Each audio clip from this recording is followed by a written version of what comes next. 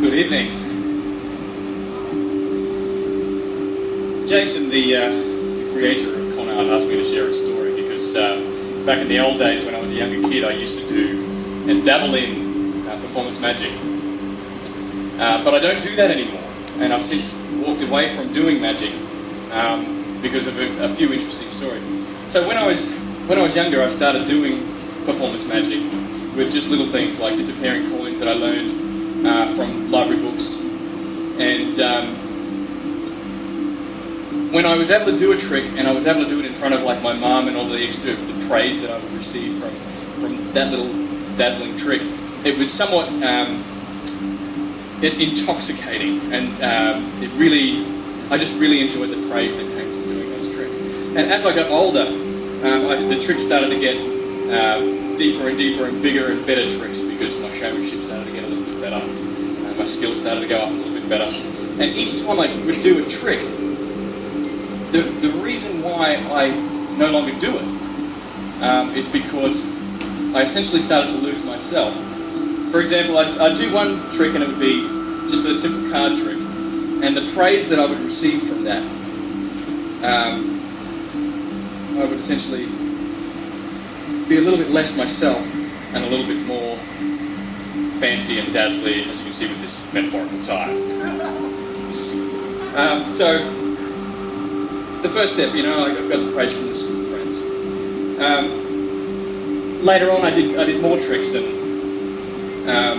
because of this extra praise, and because having to go deeper and deeper into it, so that people would be more and more convinced with Hollywood movies and things like that. And as you get older, it takes a whole lot more to convince people of any sort of illusion. You have to go even deeper into the deception, where just calling something a trick wasn't really enough. You had to actually start convincing people that you had powers, that you had an ability to do sorcery. And I studied everything that I possibly could until a point where I could do things like, so long as I was in the right setting, understand it was always an illusion, I could do things like levitate. And the one thing that really changed things for me was a particular trick I did when I was at a workplace, where I said, at this point, I was 100% into convincing people that I really did have that power, that I really did have something special that other people didn't have. I had knowledge that they didn't have. And I convinced this guy that using my mind I could levitate. And then I turned around and I did a trick. It was just a trick in front of him. And his reaction, I could only call it non-reaction. And that gave me a certain feeling of prestige, I suppose. A little bit less of me and a little bit more of that magician, that powerful man. Now, after I had done this trick, he basically turned around and didn't react at all. He just went silent and he went back to work. And the training that I had received from all the study that I've done is that you don't tell people, you don't expect people to react, you don't ask for their applause, you just let people be whatever they want to be once you do the trick. And his reaction was 3 months of absolute silence. He didn't talk about it, he didn't mention it, and in reality the tension that was happening there was killing me because I wanted to know how he felt, but he never actually talked about it. And it wasn't until he was leaving his job that I asked him about it because I had to know. I said, dude, when I did that trick to you, what were you feeling? And he turned around and said, it just convinced me of what I already knew to be true. And I'd hit a level in my performance magic where people believed me. I was no longer just a guy at work that was doing tricks. I was now, to that guy, I had an identity. And he didn't ask me the questions because he was afraid of the answers. So in that, I was no longer the normal me. I was something else entirely. Can you hear me with this mic under here? Okay, cool. So you're probably wondering, you want me actually to do a trick now that I look like an idiot? Yeah, you're all thinking, okay, cool. This guy's claiming that he did some amazing thing.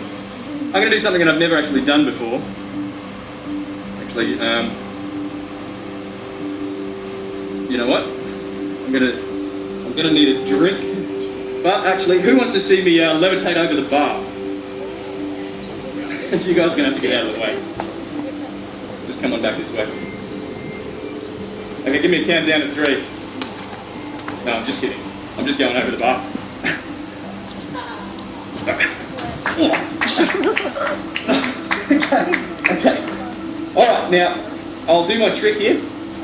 I need some help from the bartender. What's your name? Tony, what's your favourite drink? What is it? Jack Daniels. Can I have a Jack Daniels, please?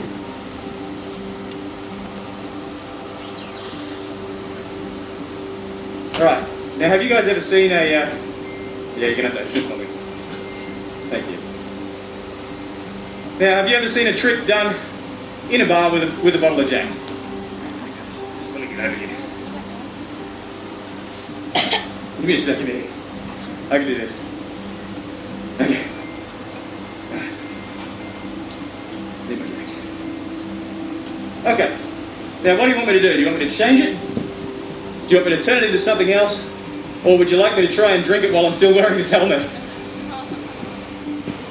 Change it. Well, there's plenty of options here. Okay.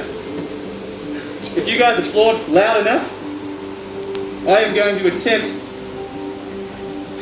to smash this through my helmet and drink it down in one gulp. Are you ready? And 1. And 2. And you know what? Actually, I'm going to do a trick with this. Something that you haven't expected. See, you're thinking I'm going to do one thing, but in reality, where are you guys looking? You're looking the wrong way.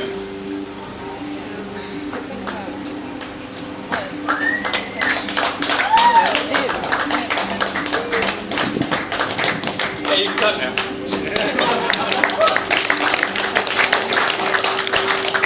So what confusion do you cover over? That's the question. Come on, buddy.